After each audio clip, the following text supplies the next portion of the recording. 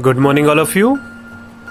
I am Aniruddha Pateria, Assistant Professor, Takshashila College, Bhopal, Department of Mathematics, and welcome to my YouTube channel, Aniruddha Pateria Classes.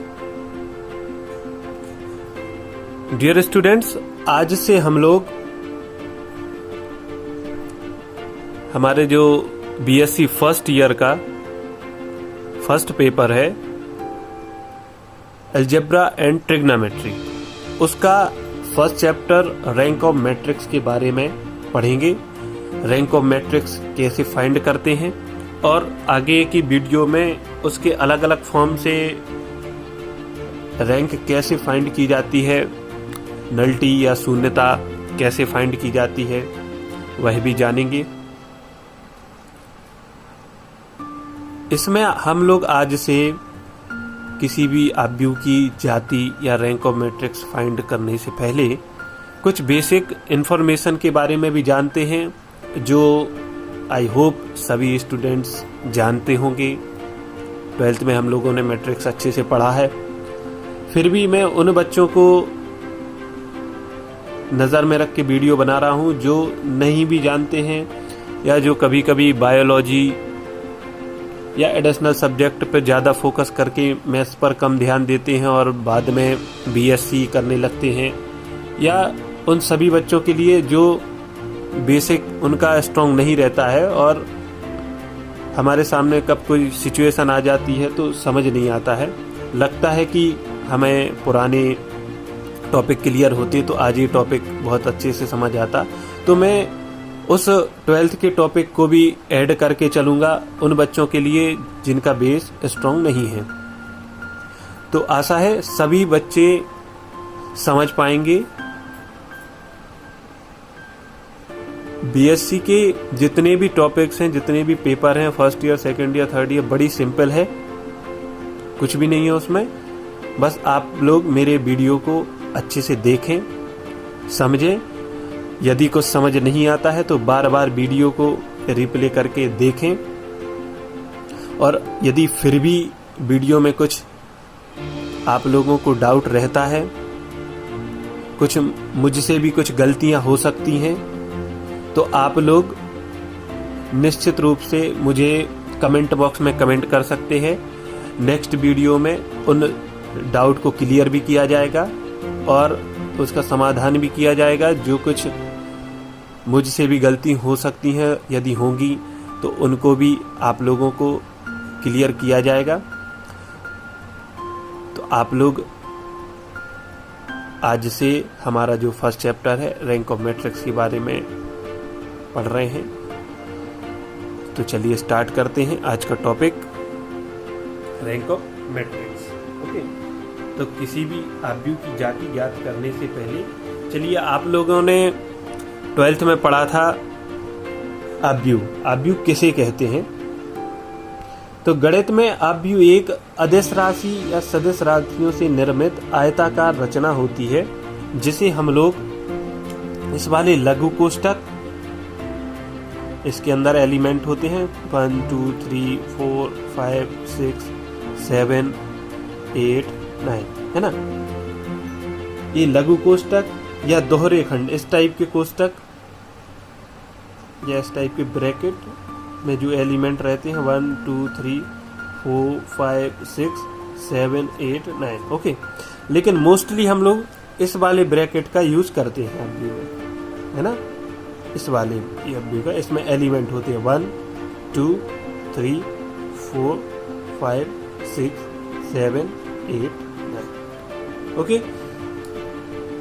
तो इसके अंदर कुछ अवयव रहते हैं और इस ब्रैकेट के अंदर वो अवयव बंद रहते हैं। तो इसमें संख्याओं का एक विशेष प्रकार का विन्यास किया जाता है, अतः इसे आव्यूह या मैट्रिक्स की संज्ञा दी जाती है। तो मैट्रिक्स के जो ये एलिमेंट है ना, जो ये एलिमेंट हैं वो संख्याएं भी होती हैं, पर ऐसी वस्तुएं भी हो सकती हैं जिनका हम गुणा कर सकते हैं या जोड़ सकते हैं, ठीक है ना। सर्वप्रथम सिल्वेस्टर महोदय ने 1850 में आव्यूह की एक परिभाषा दी थी।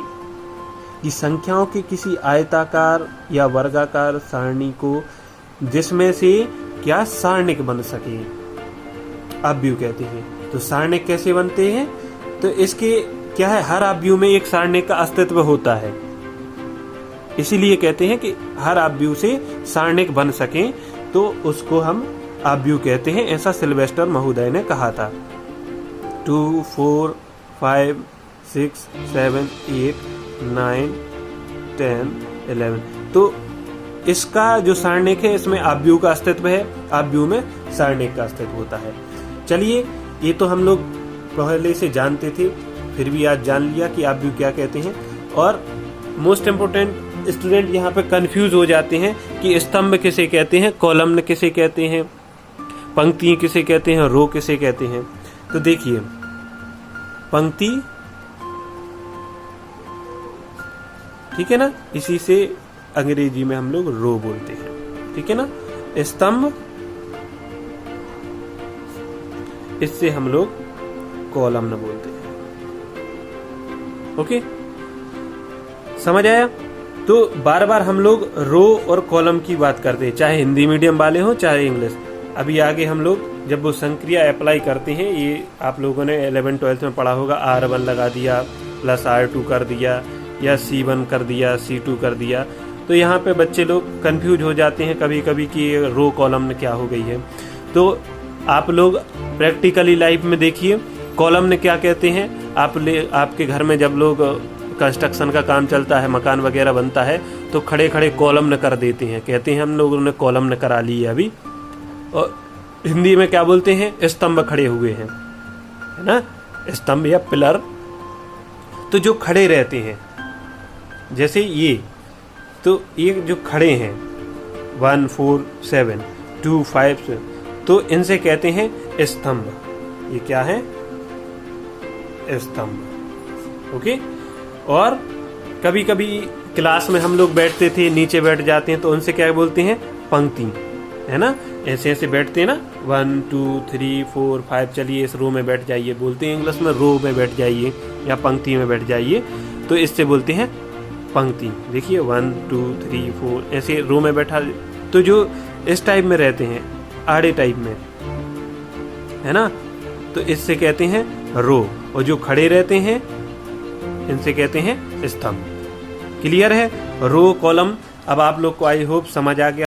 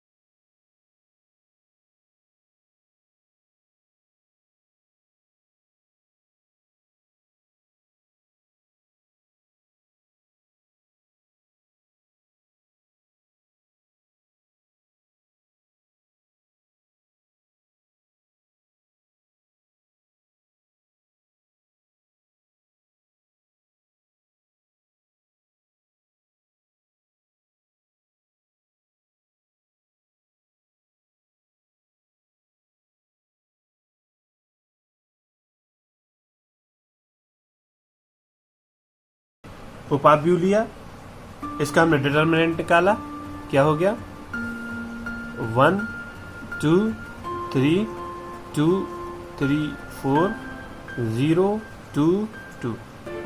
ठीक है, इसको सॉल्व किया तो सबसे पहले इसका डायरेक्ट करते हैं। अब 1 लिया तो इसके नीचे वाले एलिमेंट और बाजू वाले एलिमेंट नहीं लेंगे, बाकी का सॉल्व कर लेंगे। तो 3 into 2 6 minus 4 into 2 8। Second column का जब एलिमेंट लेते तो माइनस के साथ लेंगे, फिर उसके नीचे वाले एलिमेंट और बाजू वाले नहीं लेंगे।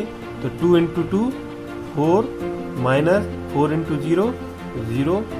फिर थर्ड कॉलम का एलिमेंट प्लस के साथ लेंगे और उसके नीचे वाले एलिमेंट और बाजू वाले नहीं लेते हैं। क्या बचा 2 इंटू 2 4 माइनस 0। इसको सॉल्व किया, क्या आया 8 माइनस 6 माइनस 2 इंटू 1 माइनस 2।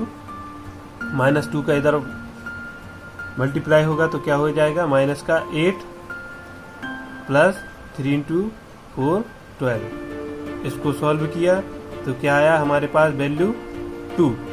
ठीक है, तो ये 2 आई है, तो अब तो हमारी वैल्यू नॉट इक्वल टू 0 आ गई है। देखिए नॉट इक्वल टू 0 है 2। तो जिस क्षण इसकी वैल्यू नॉट इक्वल टू 0 आती है उसकी जाति हमारी उतनी ही होती है जितनी इस आव्यूह की कोटि हो जाती है। इसकी कोटि क्या हो गई है हमारी, सॉरी इसकी जाति कितनी हो गई, या रैंक 3। अभी हमने पिछले वाले क्वेश्चन में क्या देखा था कि उसकी वैल्यू 3 इंटू 3 वर्ग कोटि की आव्यूह की वैल्यू 0 आ रही थी, तो पता चला था कि उसकी वैल्यू जो है उसकी जाति 3 से छोटी होगी, तब हमने उसका उपाव्यूह लिया था। तो स्टूडेंट ऐसा नहीं है कि हमारी जब नॉट इक्वल टू 0 आ गया उसके बाद भी हम 2 कोटि का आव्यूह लें, बस तब लेते हैं जब 0 आ जाता है। तो ए की वैल्यू हमें 0 नहीं आई, नॉट इक्वल टू 0 आई है, इसलिए उसकी जाति हमें इजी हो गई रैंक फाइंड करना। बस उस आव्यूह की इस क्षण कितनी कोटि है 3 है, और नॉट इक्वल टू 0 भी आ गया तो हमारी जाति 3 हो गई। और यदि 0 आता तो फिर हम इसका उपसारणिक लेते या उपाव्यूह लेते इसका और उसको सॉल्व करते। फिर उसकी कोटि यदि नॉट इक्वल टू 0 आती तो उसकी जाति कितनी होती, जितनी उसकी कोटि रहती है। ठीक है,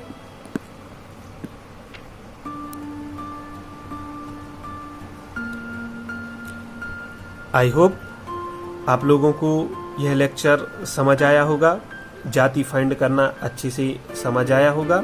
नेक्स्ट वीडियो में हम लोग 3 से ज्यादा कोटि का जो आव्यूह रहता है उसको सॉल्व करेंगे और उसके साथ साथ आव्यूह की शून्यता ज्ञात करना सीखेंगे। तो आप लोग आगे जब शून्यता ज्ञात करना सीखें तो कृपया इस वाले लेक्चर को जरूर से देखें। इसकी लिंक हमारे डिस्क्रिप्शन बॉक्स में आपको दे दी जाएगी। Thank you class.